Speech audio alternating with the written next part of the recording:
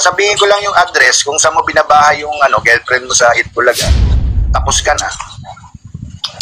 Pag sinabi ko lahat to, ang payo ko sa'yo, mag-resign ka na ng senador. Pero narinig ko kung sino ang pumatay kay Barangay Captain Ray de la Cruz. Nako. Ayan. Manager ni Pepsi Paloma. Una sa lahat, gusto ho muna nating kumustahin itong si Skull Bukol kung nakatulog siya kagabi. Hoy Boy Kindat, nakatulog ka ba? Kasi matitindi ho yung mga siniwalat nitong si Anjo Iliana kagabi. Meron hong mga sindikato, merong kabit. Naku, malupit ho itong mga kababayan.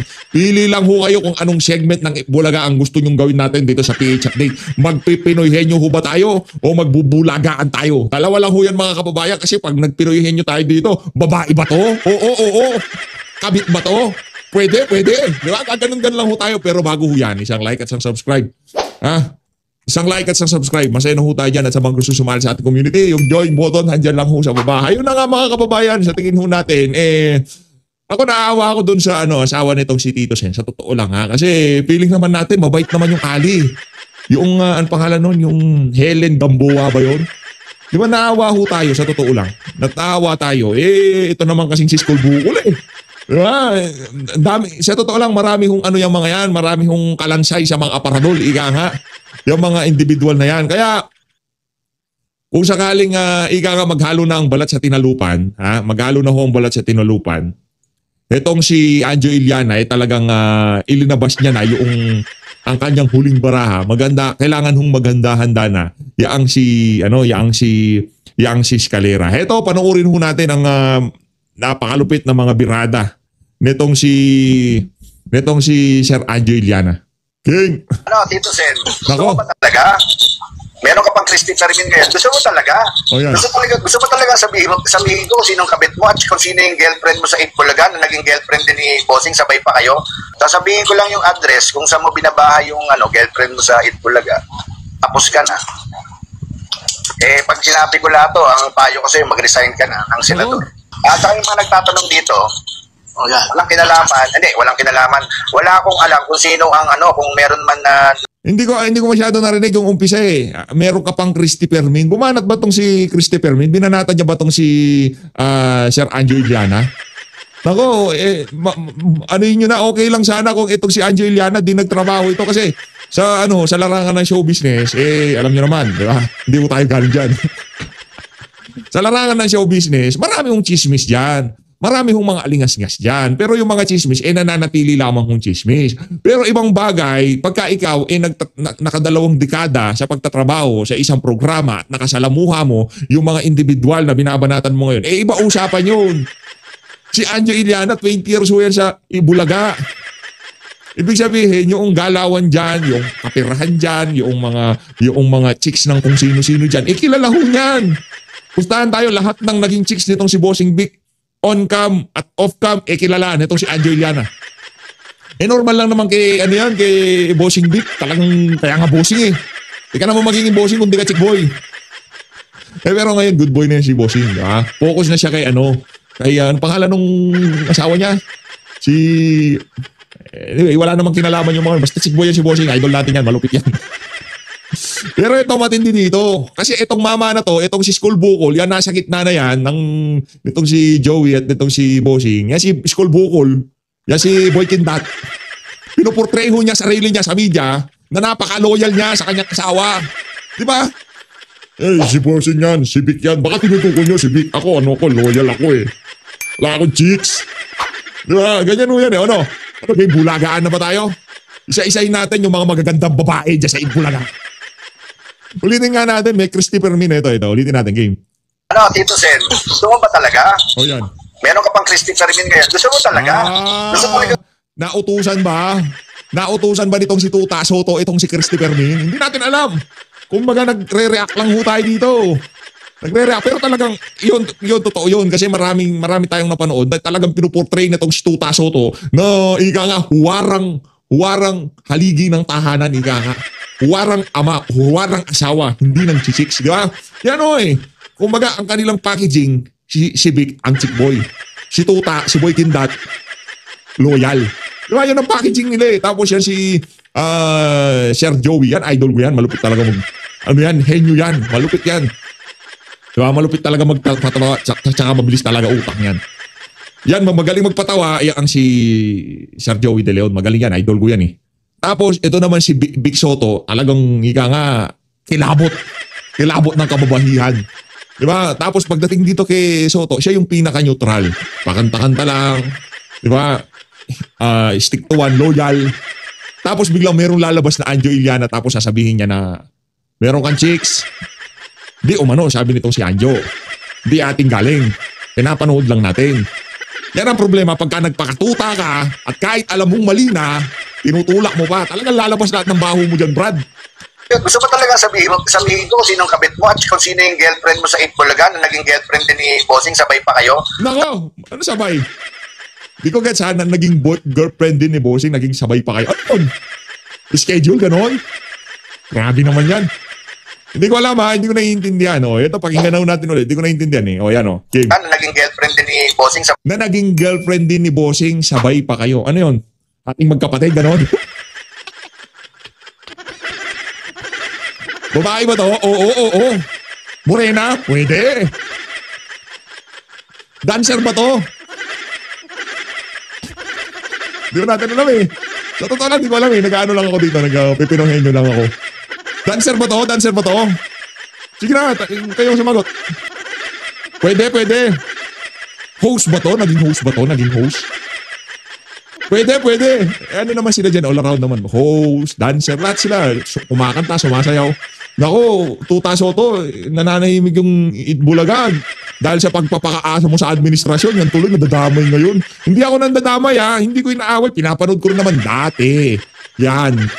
Pero ngayon hindi na. Nung nandiyan pa si Aljur tsaka si Ming, pinapanood ko. Ano yun eh. Ika nga, malupit yung love story ng dalawa na yun eh. Kaso tinanggal si Ming, tinanggal si ano pangalan nun? Sabi ko lang, kalimutan ko. Wala na, PH. Wala na, tumigil ka na. Si Alden. Aljur pa nasabi ko kanina. Mali. Si Aljur kasi, labas ang pins ko eh. Si Alden. Alden Richards, saka itong si May Mendoza. Yun talaga. Katangi-tanging dahilan kung bakit ako nanood niyan. Talagang si Yaya Dab, di ba? Malupit ho yun eh. O, tuloy natin. Sabay pa kayo? Sasabihin ko lang yung address kung saan mo binabahay yung girlfriend mo sa Itbulaga. Nako, matindi ho ito. Address na yung pinag-uusapan natin dito. At sigurado ho tayo, merong resibo itong si Sir Anjo. Sir Anjo, meron ka ba USB? Kung meron kang pagbibigyan ng iyong ng iyong huling habili dahil ika nga malalaking tao yung mga binabangga mo ngayon. Nako, sabihin ko sa'yo, senador yan. Pero malakas sa loob nitong si Sir Anjo. Sa tingin ko maraming bala itong mama na to. Na kung sakaling gurgurin ito, sigurado wasak din ang karera nitong si Rana Itbulaga. Sira pa itong ito si Tuta Soto. Oh. Tapos ka na. Pag sinabi ko lahat to, ang payo ko sa'yo, mag-resign ka na ng senador. At saka yung mga nagtatanong dito, nako yan na. Walang kinalaman.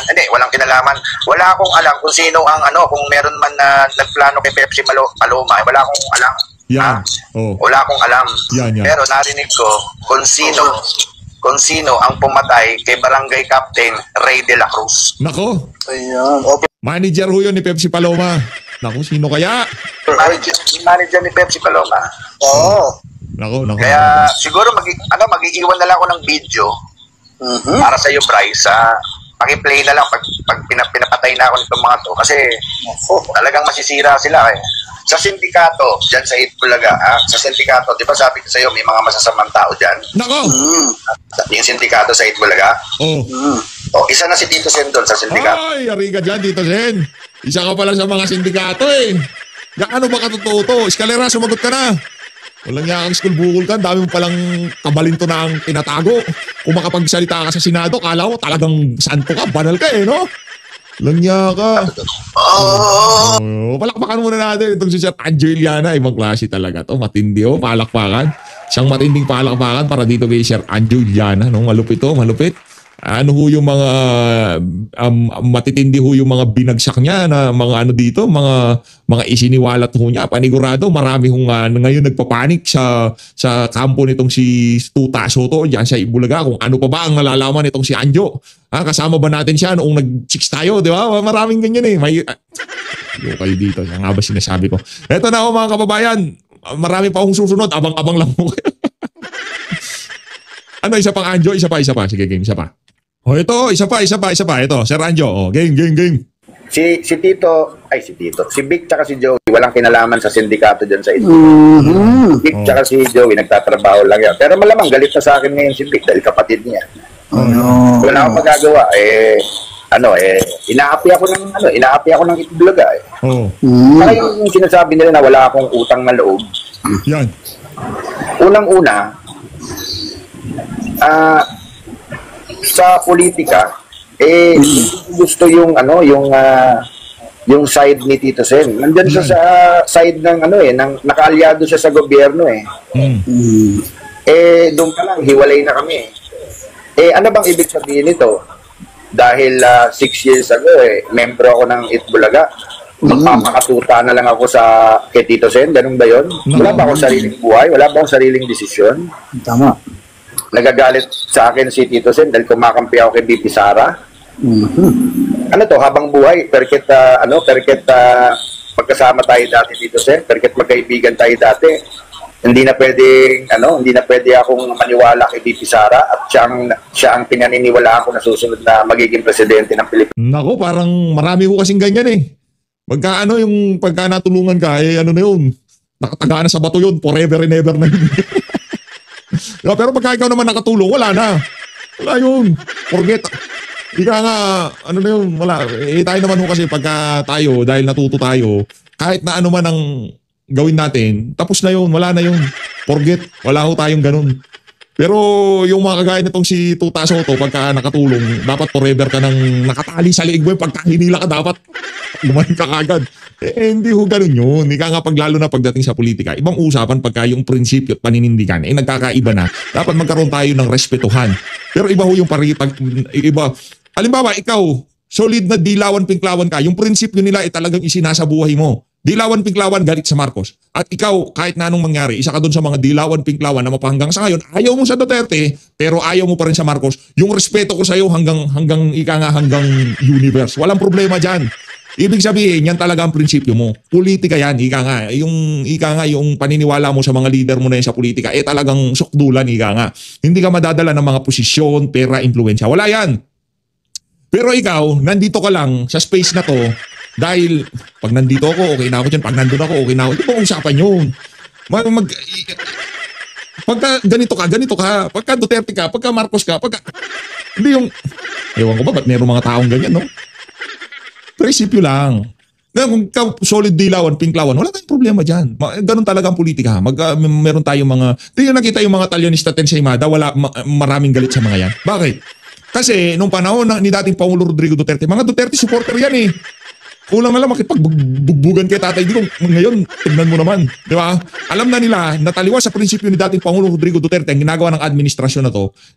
Kung sa bagay, dyan sila kumikita eh. Mga hayok sa pera eh.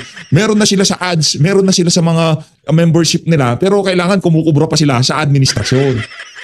Di ba? Kumukubra yung mga yan. Yung mga Talyanista at Ensaymada, lahat po sila, manwala ako kahit sa hindi. Merong handler yung mga yan, merong sweldo yan kada buwan. Mga matatakaw sa pera. Hindi na nakontento doon sa pagsuporta ng mga viewers nila, yung mga nagpapakulay, nagpapamember sa mga FB page nila. Hindi na sila nakontento doon. Dapat meron pa silang ibang dumarating kada buwan. Ika nga, meron, diniversify ho nila yung kanilang pinagkakakita. Mga walang yato mga to. Mga Talyanista sa Imada, wala akong prinsipyo yan. Pagka kayo naniniwala at nakikinig pa rin sa mga yan,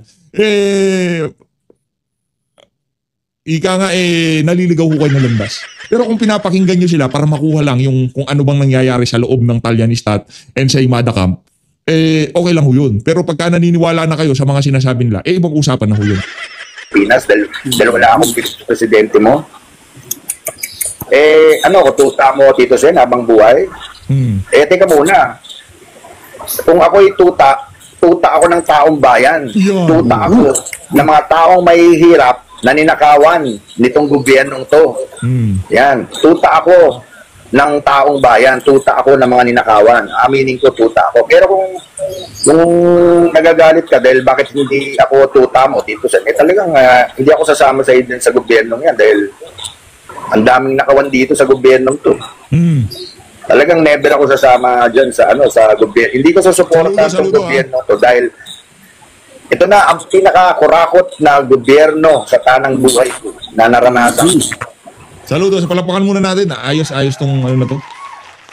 Di ba kasi pagka nagsalita si PH Update, di naman ako naging ng Ibulaga, parte ng Ibulaga eh. Kahit ano sabihin kong ganyan. Pero pagka iga nga kilalang artista, host, di ba? Kasi ito kumbaga, tayong mga ordinaryong Pilipino, pag nagsalita tayo, yan, re-representa natin mga ordinaryong Pilipino. Yung mga nobody, hindi kilala, di ba? Pero pagka nagsalita na, isang host, artista, sikat, ibang usapan yan.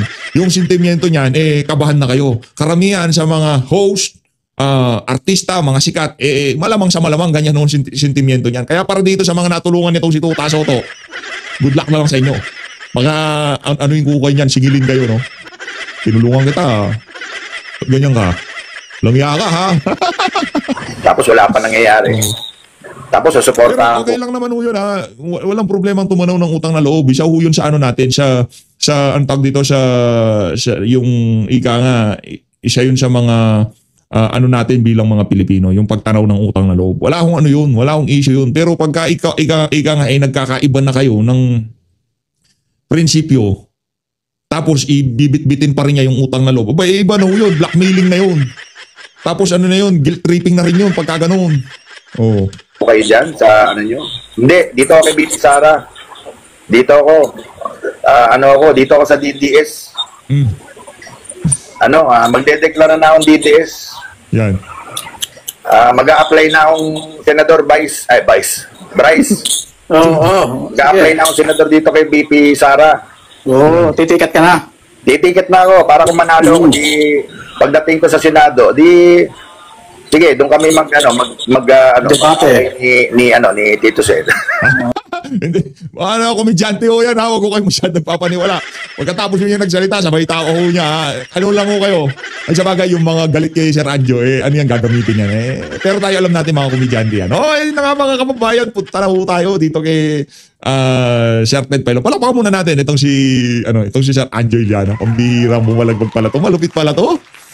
Napapanood ko mga video nito kaso yung tipong okay, kalma lang, chill lang yung banat ko pero dito sa isa na to, ika nga balagbag ho talaga mga kababayan. O dito tayo kay Sir Ted. Game. Mga pahayagan na araw-araw po'y binabasa. Yan. Ito po yung, ang title nila dito ay No Deterrence. Today po ito sa The Philippine Star. Ito po yung kaso kung saan po naman ang sangkot ay itong si dating governor. Naalala mo girl, ito po ay si Emilio Ramon E.R. Ejercito III. Kung saan po siya mga kapatid ay kinasuhan dati dahil nga po doon sa kanya po magbibigay ng kontrata sa isang insurance company para doon mga kapatid nung siya po ay mayor ng Pagsanhan, Laguna. Nung siya po mga kapatid ay mayor pa, nagbigay sila ng kontrata sa isang insurance company para sa insurance ng mga turistang pupunta doon sa Pagsanhan, yung sasakay ba yung rapids, yung kasama sa mga attraction doon, pati sa mga bankero. Meron po nagdemanda ho sa kanila. Yan. Pati po yung may-ari nitong kumpanyang ito at saka mga konsihal. Mga kapatid, noong pong nangyari ito noong 2008. Itong naturang pagbibigay po ng kontrata without public bidding dito po sa First Rapid Scale Ventures or FRCV. 2008 nangyari po ito. Pero may mga nagdemanda po dito, kaya nga noong pong 2016 mga kapatid, matapos pong ilang taon na pag-iimbestiga ng ombudsman, ito po isinampa dito sa Sandigan Bayan. Ombudsman. And then yung ombudsman mga kapatid nagsampa ng kaso sa Sandigan Bayan. Sa Sandigan Bayan po, naglabas ng desisyon na guilty itong si Ejercito. Okay, kasi nga po nagbigay siya ng unwarranted benefits sa naturang kumpanya nang hindi man lang po dumadaan nga sa kaukulampong mga public bidding at panuntunan ng batas. Kaya po lumalabas na meron silang pinaburan na isang kumpanya. Okay, fast forward po tayo. Yan. Itong naturang kaso mga kapatid ay natural umabot ng Supreme Court. Ngayon, At dahil po hindi pa ho ito final, nakatakbo pa siya ulit sa halalan. As usual, doon po sa mga lingkod bayan na may mga kaso, kahit na po convicted na sa Sandigan Bayan, papalik ng Supreme Court. Sa Supreme Court po, bibilang ka na naman po ng ilang taon bago magdesisyon. So habang hindi pa ito final, maaari ka pang tumakbo sa anumang posisyon na gugustuhin mo. Ayan. Finally po daw, naglabas ito kamakailan lamang. Ito lamang nagdaang buwan ng denial doon sa apila ni Ehersito. Pati po nung kanyang kapwa-akusado, ito pong may-ari ng naturang kumpanya na First Rapids Care Ventures o FRCB, itong si Marilyn Bruel. Naglabas po ng hatol ang Supreme Court. Ito raw po ay final na and executory. So lumalabas ngayon mga kapatid na umabot po ng 17 taon ang buong kaso. 17? Anto ko. Kulang na lang magdidibo na yung mga dokumento. Typewriter pa ginamit. Wala ng Petrang Garapata. 10 years magmula na ito inihain ng ombudsman sa Sandigan Bayan bago po magkaroon ng final decision. So total nito 17 years.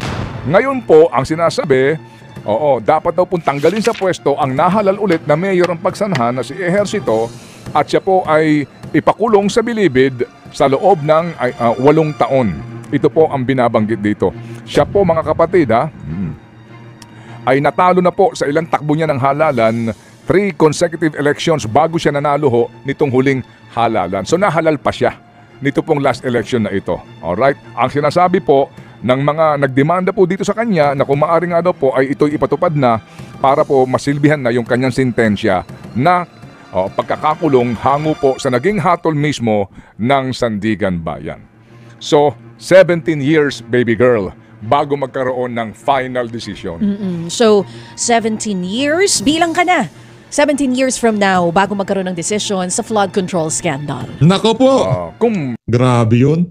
Ano lang ho yun, kumbaga, kasi yung pagka sinabi nilang matagal ang proseso sa Pilipinas, inuupuan lang yan, kasi kung ano lang mga pag-uusapan dyan, di ba? Ano lang yan, di ba? Yung kakayaan lang bumaba ang tensyon, makakalimutan ng taong bayan. Yun ang ika nga kung konkretong ebidensya na napakabulok ng sistema sa Pilipinas. Anak ng toka, flood ghost project na nga eh. Ghost project na, after 17 years, makakakwit pa. Palakpakan ho natin ang ating napakahusay na sistema dito sa Pilipinas. Kawawang Pilipino. May nakawan ka na, nakalaya pa sila. Bebenasin tayo. Mabuenas pa tayo noon? Buenas. Magpapala rin tayo nun. Mabuenas pa pala tayo ng 17 years. Swerte pa yun, swerte. Di kaya next year? Kasi ngayon, maaari ho nilang madaliin, di ba? Sabi nga po, maghahain ng kaso by December, hindi pa natin sure dyan kung sino-sino iyon. At, kung kasama na ba malalaking isda doon? Opo, yung mga proponents na kung sino pa ang mga magnanakaw na malaki, sila pa mayabang. Sila po. Hindi po ba? Hindi pa tayo sure dyan. Pero ngayon pa lang po, sinasabi na rin ng mga abogado, kung yung lang ICI recommendation ng pagbabasihan, ay andali pong kumawala dito ng mga proponents. Kasi walang actual na bigayan. Ang Sandigan Bayan po, ang mga doktrina niyan, para bagang kinakailangan yung mga korap sa gobyerno may voucher na pipirmahan. Received the kickback amounting to 600 million pesos. Dapat ganun. Na pinipirmahan limot, may testigo na pumipirma ka. Na para bang may gagawa nun. Kasi kung ako tatanggap, ba't ko naman pipirmahan? Oo, di ba? Oo. Ano lang naman yan, delivery lang ng maleta yan. Anong pirma-pirma? Anak ng tawa yung 45 billion na mali-malitang pera, sa tingin nyo ba mayroong receive by ito, yung tipong pambihira. Yung kaisa-isang ebidensya na nagsasabi na ito kinakarga namin, hinahatid namin dyan sa Forbes Park, dinidiscredit pa nila. Tinatanggalan pa nila ng credibility. Ganun mo sila kawalang niya. Ninakawa na tayo, tapos gagamitin pa yung mga senador, sistema, para protektahan itong mga walang yung magnanakaw na to. Saan ba naman kayo nakakita ng, ika nga ni Rodante Marcoleta, saan ka ba naman nakakita ng sa desisyon nila at saka sila, depende siguro sa gising ng justice o depende po sa pakiusap ng abogado naglalakad yung magiging panuntunan. Kasi usually po, ang sinasabi ng mga huwes, kapag masyadong detalyado at tugman-tugma yung mga testimonya ng testigo, sinasabi nila, mukhang kaduda-duda, baka rehearsed, di ba? Baka planado. Pero pag may magkakaiba, sinasabi naman nila, ang dali lang, hindi kayo magkapareho ng kwento eh. Hindi mo sila maintindihan. Depende nga siguro sa kung sino nasasakdal. Nako. In this case po, doon sa pinakahuling acquittal, ang sinasabi po doon, magkaiba ang kwento nitong testigong ito sa testigong ito. Sabi niya, 3 beses nagbigay ng pera. Sabi nito, 2 beses lang. Sabi nito, ganito. Kasi nga po din, una, ang tagal na po din ng kaso. Pangalawa, hindi talaga nagkatugma. Dahil daw doon, may doubt na kaagad. So, dismiss yung kaso. Kasi nga, dapat patunayan beyond reasonable doubt. So, yung doubt na yan, mukhang may doubt isang tayo doubt sa mga lang. maestrado. Ayun lang ang matindi doon. Kaya yung doubt na yan, tuloy, may doubt Anyway. ako ngayon kung may mapapanagot dito sa flood control scandal. Dito po mga kapatid na Di ba, anong gagawin ni Lacson, di ba? Ano yan, idol yan si Lacson eh. Ano nga, babalik na siya sa Blue Ribbon, Sir Ted. Babalik na si Idol Lacson, Ping Lacson dyan sa Blue Ribbon. Babalik na siya itong magbibigay ng ika nga tagapagligtas ng sambayan ng Pilipino. Walang iba kundi itong si Ping Lacson. Diyan